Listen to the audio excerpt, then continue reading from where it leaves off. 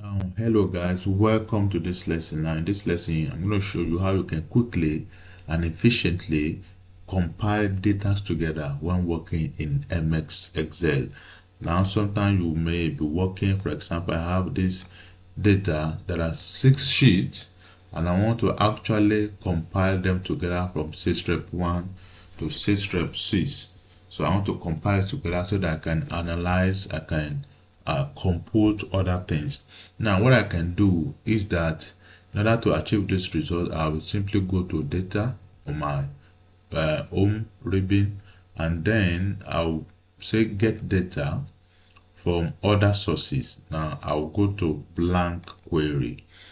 Now the Power Query option should of course load for you, and then here you just type equals to Excel dot current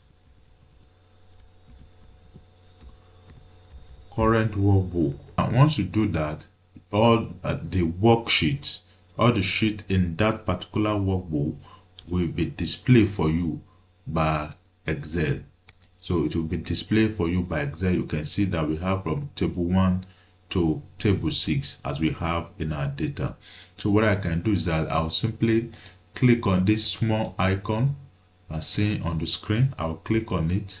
So I'll click on this icon, and then you can see that I have all my table headers.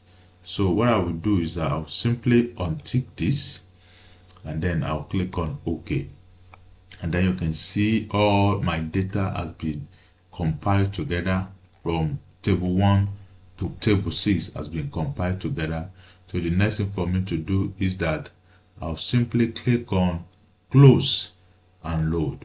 So close and load, and then it will automatically create a new sheet in that particular workbook, and then you can see the summarization of your data in that particular order form. If you have learned anything, if you find this useful, come on, give me a thumbs up.